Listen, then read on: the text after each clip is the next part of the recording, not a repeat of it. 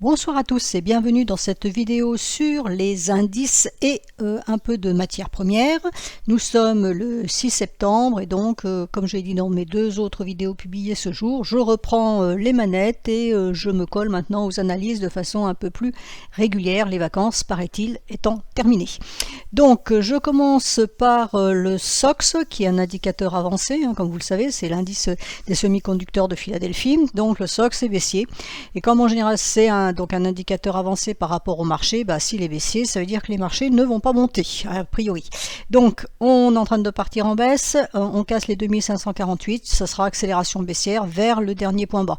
Donc, quand on regarde une vue hebdomadaire, on est baissier, hein, ça, il n'y a pas à tortiller là-dessus, on est bien sous le nuage, on est sous la Kijun mensuelle, sous la Kijun jour hebdomadaire, donc on est allé la chercher, on est allé travailler ce double niveau de Kijun, et là on est en train de repartir à la baisse, la lagging span casse sa Kijun, donc elle valide la baisse, donc en principe c'est le dernier point bas, voire un petit peu plus bas, hein, 2361, avec la Kijun mensuelle qui est ici.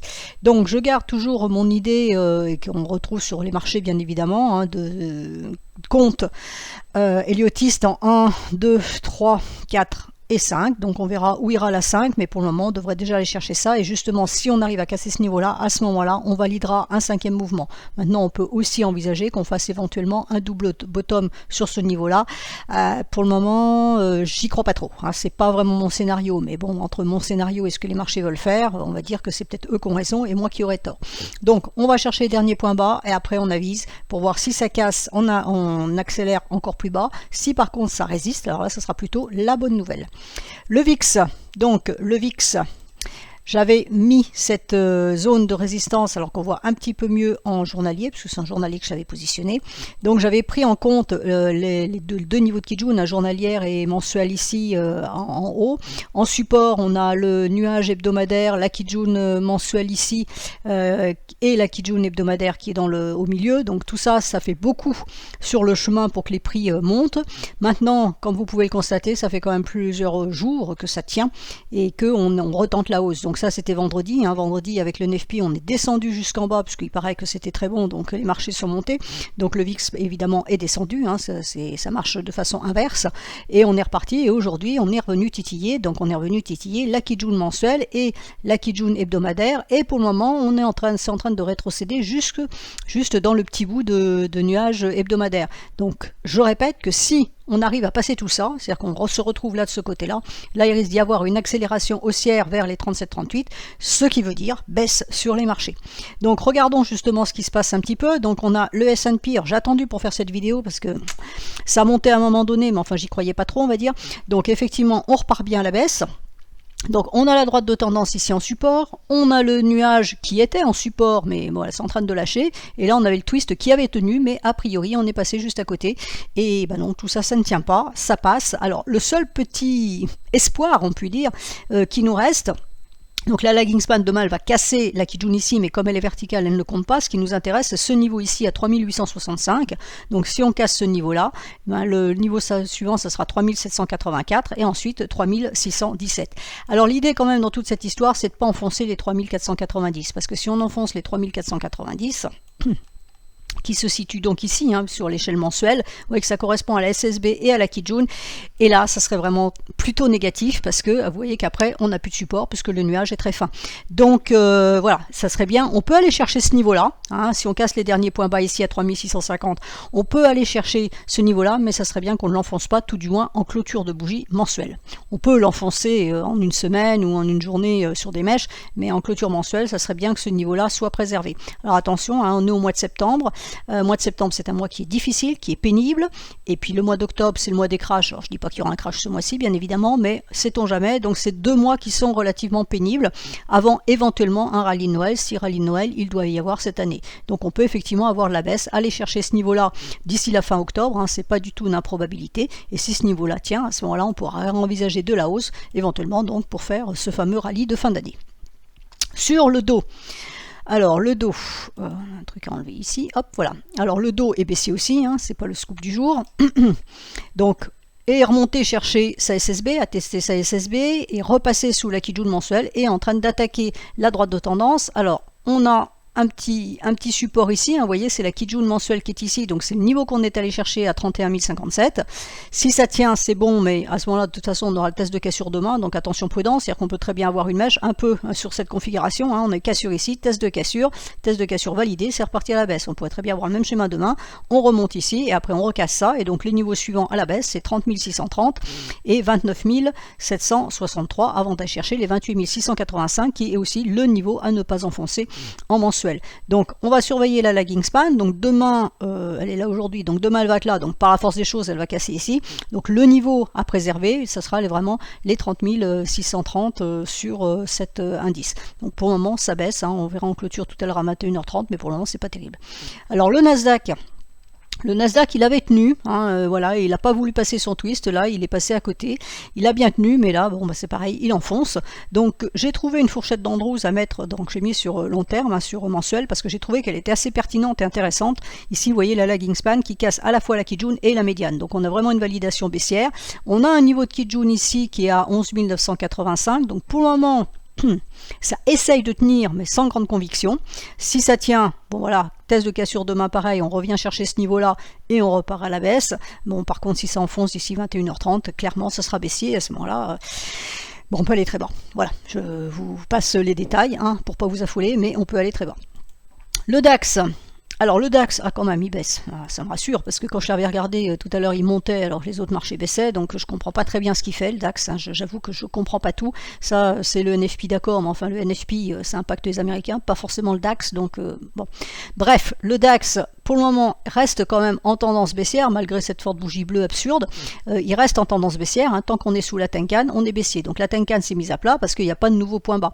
Donc tant que la Tenkan tient en résistance, ça va rester baissier, et puis pour aller chercher les 12 134 qui correspondent à un niveau mensuel. Si par contre on arrivait à repasser ce niveau-là, ce que je ne pense pas, mais sait-on jamais, à ce moment-là, on aurait éventuellement un twist ici le 23 septembre. Alors, il faut savoir quand même que le 21 septembre, c'est la Fed qui va donc monter ses taux. Alors, bon, c'est la Fed, c'est le dollar, mais a priori, le DAX, il est câblé États-Unis, donc il fonctionne voilà, comme les États-Unis. Donc, allez savoir, ça montera peut-être, on n'en sait rien. Donc, pour le moment, c'est baissier. L'idée, c'est d'aller chercher le dernier point bas, ici, à 12 365. Puis si c'est H, bah, on aura le niveau mensuel qui est ici, hein, c'est la Kijun mensuelle qui traîne par là. On va aller la chercher ici. Voilà, c'est ce niveau-là. On a les 12 135 qui sont ici. Donc là, pour le moment, on est en début de mois, donc on a un doji. Mais vous voyez que là, on a eu donc le mois de juin, le mois de juillet a été haussier. Le mois d'août, on a continué à monter, mais on est revenu, on a presque réintégré tout le corps de cette bougie-là, donc ça sentait pas très bon. Là, pour le moment, on a un doji, mais enfin, c'est non significatif.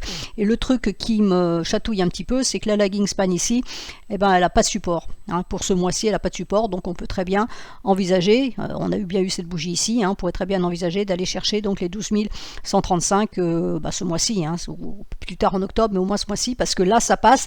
Après, la lagging span, elle aura plus de problèmes parce qu'elle va se retrouver dans cette grande bougie là. Donc en général, elle aime pas trop quand elle a des grandes bougies, mais là vous avez ce passage faible, donc attention sur le DAX. Bon, bien que a priori il ait l'air de vouloir marcher à l'envers des autres, mais malgré tout, vaut mieux être prudent. Le CAC. Alors le CAC en court terme donc est baissier, hein, puisqu'il est sous le nuage. La lagging span a donc recassé sa Kijun, donc là, elle valide toujours la baisse, elle est sous le nuage, hein, donc c'est baissier. Donc normalement le prochain objectif c'est les 5935, hein, ici c'est la Kijun mensuelle qui est ici. Donc quand on regarde en mensuel, voilà ce que ça donne. Je veux dire, on est un petit peu proche pour qu'on n'aille pas la chercher. Voilà, c'est un peu l'idée. Si les marchés doivent continuer encore à baisser ce mois-ci, il n'y a pas de raison qu'on n'aille pas chercher ce niveau-là. Ce qui est un peu embêtant, c'est que justement on en est très proche comparé aux autres, et donc ça pourrait casser facilement. Et auquel cas, si ça venait à casser, on aurait les 5510 en ligne de mire. Alors attention, la lagging span, elle peut carrément chuter jusqu'à 5030. Hein. Bon, on n'en est pas là, mais voilà, on casse les 5935, à ce moment-là, ça sera les 5510 en ligne de mire. Alors il faudrait pas que ça descende trop vite non plus, parce que vous voyez qu'ici il n'y a plus rien non plus, hein. 4876, je l'ai marqué, ça serait bien qu'on ne casse pas non plus ce niveau là. Alors là en mensuel, je pense que même en 2 mois je crois pas qu'on y aille, sinon ça sera vraiment un crash, ou si justement on y allait en crash, ça pourrait faire support. Donc pour le moment c'est pas une hypothèse, hein. On le voit, on le note, mais on en est quand même très loin. Donc pour le moment, d'un point de vue mensuel, techniquement parlant, et je dis bien techniquement parlant, ça reste haussier tant qu'on reste au-dessus de la Kijun puisqu'on n'a pas de signal vendeur de long terme. Par contre, on est bien en alerte baissière puisqu'on est sous la Tenkan. Donc clairement, on est dans une zone neutre. Hein. Alors la zone neutre, elle est grande. Hein. Entre 6570 et 5930, il y a de l'espace. On peut trader entre les deux. Mais pour le moment, on va dire que la tendance est neutre. Maintenant, on repasse la Tenkan, ça redevient haussier, on passe la Kijun, on aura donc un signal vendeur avec ce signal-là, cet objectif-là en ligne de mire. Et enfin, je finis par le SMI pour les Suisses. Donc le SMI, pour le moment, il tient la route. Hein, il tient la route, voilà, il a un petit peu de mal, mais il tient quand même la route. Donc il a sa Kijun en résistance ici à 19 947. Si ça casse, il y a du passage faible ici, alors à la mi-septembre, hein, donc ça sera avant la Fed. Alors le 13 septembre, c'est le CPI américain. Alors, c'est pareil, c'est le CPI américain, là c'est des Suisses, je ne suis pas sûr que ça impacte vraiment beaucoup, mais sait-on jamais. Donc éventuellement, on a un passage ici au 13 septembre qui pourrait nous donner à ce moment-là la Kijun mensuelle ici à 11 250 en objectif. Pour le moment, on reste baissier, hein. Tant qu'on est sous la Kijun ici à 10 947, ça reste baissier, avec comme objectif donc le dernier point bas ici. On peut même mettre une droite de support si on fait son travail d'analyste correctement. Voilà, hein, donc le niveau à viser, c'est 10 674 à la louche, hein, 10 674. Donc on casse ce niveau-là, on a le point bas ici, et après on irait chercher le point bas ici, et on a la Kijun mensuelle à 10 322 en objectif premier, on va dire, hein, parce que si les marchés se mettaient vraiment à baisser plus sévèrement, on aura un autre objectif ici à 10 136. Voilà pour les indices. Donc je vais passer maintenant sur les matières premières. Alors les matières premières, on a le CRB donc qui représente l'ensemble des matières premières. C'est neutre, hein, c'est neutre puisqu'on est dans le nuage. Donc on est allé chercher là-haut, on est monté là-haut, mais vous voyez que la lagging span n'a pas validé la hausse. On repart à la baisse, là elle est venue retitiller le nuage et pour le moment ça repart à la baisse et attention, il n'y a pas de support non plus. Donc ça veut dire qu'on pourrait traverser le nuage, donc ça pourrait rester baissier. Hein. Donc on a eu un signal vendeur ici. Alors comme c'est un ETF, c'est un peu moins précis que sur d'autres actifs, hein, on a des configurations un peu spécifiques, mais bon, pour le moment, on repasse sous la Kijun, donc ça reste baissier, avec comme objectif ce niveau-là, voire la Kijun hebdomadaire en dessous à 26,45. Donc pour le moment, on va dire à l'instant T, c'est neutre, en journalier, avec un biais baissier, donc éventuellement, on pourrait chercher ça. Ce qui peut nous donner sur les matières premières, nous avons le pétrole. Alors le pétrole, il y a eu l'OPEP, alors un coup on ferme les robinets, un coup on les ouvre, on ne sait pas trop dans quel sens on tourne le robinet. Toujours est-il que pour le moment ça baisse, ça fait une éternité que je vise les 82 $. Moi j'attends pour rentrer dessus sur les 82 $. Je pense qu'il va finir par y aller, alors de temps en temps il a des coups de nerfs, hein, il essaye de remonter. Là il était remonté, donc sur la deuxième quinzaine d'août il est remonté, il nous avait même donné un signal, alors acheteur ici, invalidation ici, remise ici, à nouveau invalidation, donc vous voyez, faites attention, hein, attendez bien les bougies suivantes parce que même si vous avez une validation, enfin un signal, ça peut être invalidé justement directement derrière. Et le pétrole pour le moment est extrêmement nerveux, on peut le voir. Donc là on est passé sous le nuage hebdomadaire, donc on a le signal vendeur de court terme, on est sous le nuage hebdomadaire, donc clairement ça sent pas très bon. Donc je pense, logiquement, s'il veut bien m'écouter 2 secondes, qu'il pourrait aller chercher les 82 $. Maintenant, est-ce que ce sera un point d'entrée sur le marché? Ça se pourrait, parce que c'est vrai que quand on regarde ce niveau-là, c'est assez sympa, et que par contre, si on le casse, ça sera pas très sympa. Alors on aura quand même un support ici qui traînera vers les 69,30. On en a un autre ici à 67 et quelques, hein, qui correspond à la SSB sous la lagging span, 67,18. Donc c'est un niveau effectivement qu'on pourra aller chercher. On a un autre niveau ici à 51,39, donc l'idée d'aller chercher 20 $ peut-être pas quand même. Donc moi j'aimerais bien que ça tienne en fait pour pouvoir effectivement reprendre cette tendance haussière, hein, puisque pour le moment on n'est qu'en alerte baissière d'un point de vue mensuel, donc il ne faudrait pas casser cette Kijun pour ne pas donner de signal vendeur. Donc si la Kijun tient en clôture de ce mois-ci, alors on a déjà 3 rouges, donc là on est en train de partir rouge pour aller chercher ça. L'idéal, je dis bien l'idéal, hein, c'est ce que veut l'analyste, c'est pas forcément ce que le marché veut, ça serait qu'effectivement là on soit en train de construire la qui aille tester la Kijun et qu'on rebondisse. Donc comme c'est une unité mensuelle, ça va être à surveiller sur l'hebdomadaire. On va projeter, on va remettre ce niveau-là sur son graphique hebdomadaire, hein, donc comme ici par exemple. Vous voyez que là, a priori, ça part quand même baissier, on devrait aller le chercher. Et si on voit que ça tient ici en hebdomadaire, à ce moment-là, on pourra commencer éventuellement à racheter on a quand même de la résistance. Hein. Ici, on a de la résistance, on a une Kijun sur le même plan qu'une SSB, donc la hausse ne sera pas forcément simple, sauf si il y a un événement qui fait que tout d'un coup, le pétrole explose. Ça, c'est le propre de cet actif-là. Ça peut monter très vite, ça peut aussi baisser très vite. Là, vous voyez cette bougie-là, c'est le genre de bougie qui peut vous traverser le nuage de part en part en une semaine sans poser de questions. Donc, on va surveiller le niveau des 82, je pense qu'il y va, et puis après, on avisera pour voir si effectivement c'est un point d'entrée ou pas. Alors ensuite, je passe en plus court terme, le gaz. Alors le gaz, j'ai pas suivi les infos aujourd'hui, mais a priori il s'est passé quelque chose parce qu'il est en train de couler à pic. Donc voilà, je sais que Equinor a dit qu'ils étaient d'accord pour que les sociétés d'énergie soient taxées pour compenser justement, enfin pour aider à... comment dire, pour redistribuer cet argent auprès des consommateurs. Donc est-ce que c'est ça? Je ne sais pas. Je ne sais pas du tout quelle est la news là-dessus. C'est un actif que je ne suis pas personnellement, donc point de vue fondamental, je ne m'avancerai pas. Toujours est-il que ça a bien vendu, donc on a vraiment un très beau signal vendeur. Alors attention, c'est pareil quand je parle de test de cassure, quand vous avez une bougie comme ça, on ne va pas revenir demain faire le test de cassure ici. Au mieux, ce qui peut se passer, c'est qu'on y remonte en 3 bougies, ça peut arriver, mais revenir d'un coup faire le test de cassure, non. Alors là, je vous invite quand même à regarder quelque chose d'intéressant, je suis en train de le voir, c'est que demain, on a un twist ici, donc la LS, elle peut continuer à baisser, ce qui veut dire que le gaz pourrait, hein, je dis bien pourrait, aucune certitude, il continue à baisser, chercher les 7,50, voire la Kijun en dessous à de 7,26. Mais normalement, il devrait y avoir un arrêt sur ce niveau-là. On peut très bien aller en mèche chercher ça et remonter là-dessus, mais normalement, on devrait pouvoir aller chercher les 7,50 parce que là, il y a du passage. Déjà, c'est en train de passer ici, elle casse la Tenkan, elle passe à travers la petite bougie, donc il n'y a plus rien qui la retient pour passer là à travers et aller chercher le niveau des 7,50. Donc, je pense que c'est plus ou moins dans les clous. Alors le cuivre pour le moment est relativement neutre, il a donné un signal baissier puisqu'il est passé sous le nuage, mais la LS refuse de passer. Alors pourquoi? Je ne sais pas, parce qu'on est quand même censé être en récession, donc normalement quand il y a récession, il n'y a pas besoin de cuivre. Alors effectivement on a la baisse ici, mais pour le moment la lagging span ne valide pas, donc je pense que ça ne devrait pas tarder, puisque là on a eu un test ici intéressant, donc je pense que ça devrait repartir à la baisse. Maintenant on peut aussi faire de l'horizontale pour revenir chercher ça. Alors là on est au 11 octobre, je vais y arriver. Voilà, là on avait un niveau de support ici à 3,43, ça a été enfoncé, mais on est en train de le reprendre aujourd'hui. Donc voilà, alors on a la même configuration que sur les indices, c'est-à-dire on a la même chose, en mouvement 1, 2, 3, potentiellement 4, voire 5, pour aller chercher le double bottom, voire plus bas. On retrouve, et c'est logique, puisque je vous dis, ça aussi, ça fait partie des indicateurs qu'on va regarder par rapport à la croissance. Quand il n'y a pas de croissance, il n'y a pas de demande de cuivre, donc ça baisse. Donc c'est ça qu'il va falloir regarder. Le gold, alors le gold, l'actif qui m'inspire toujours, c'est baissier. On est sous la Tenkan, on est sous la Kijun, on est sous le nuage. La lagging, là, pour le coup, ici, elle a validé, puisqu'elle est passée de l'autre côté de la Tenkan. Alors, on a un petit support ici, voilà, à 1708. Maintenant, c'est vraiment un tout petit support, il faut vraiment le trouver.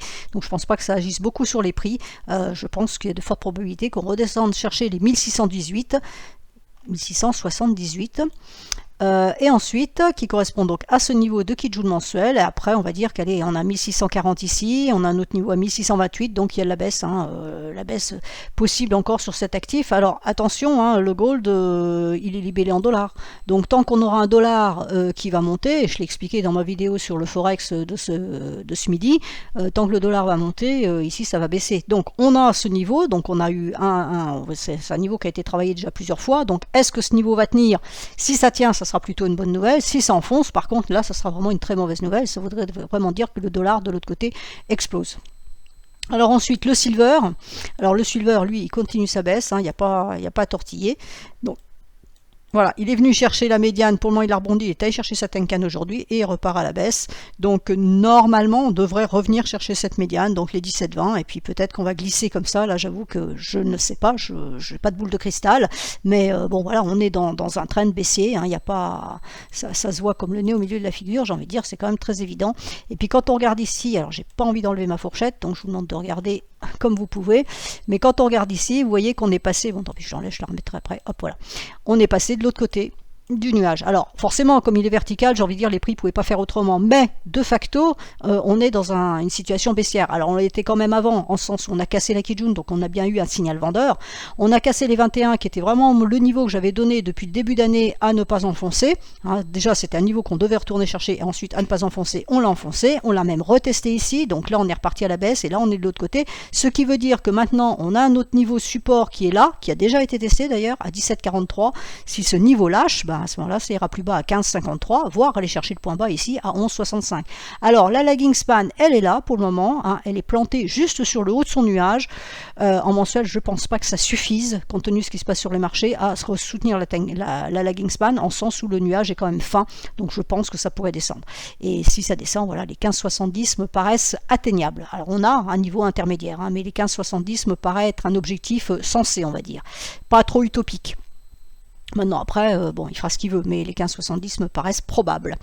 Donc voilà, je pense que j'ai fait le tour. Alors on a le blé pour ceux que ça intéresse. Donc le blé pour moi il est neutre, il est coincé entre la Kijun en support et le nuage en résistance. Donc clairement il n'y a rien à faire. Le corn, c'est-à-dire le maïs en français, on a un signal potentiellement acheteur court terme que la lagging valide, lagging span valide, mais il faut que les prix sortent encore du nuage et surtout cassent la Kijun hebdomadaire ici à 192,6. Donc tant qu'on casse pas ce niveau-là, de toute façon, il n'y a pas d'achat. Voilà, j'ai fait le tour de la question. Donc dans les échéances importantes, la semaine prochaine, nous aurons le CPI le 13. Donc ça, c'est le chiffre de l'inflation. Donc ça va vraiment impacter les marchés. Et puis donc le 21 septembre, toujours, ce sera la fête. Donc là, c'est un peu plus par rapport au dollar, mais ça impacte aussi forcément les marchés parce que si votre dollar il continue à pousser à la hausse, votre or et votre silver risquent de continuer à baisser. Voilà, j'espère que cette vidéo vous sera utile et je vous souhaite à tous une excellente semaine.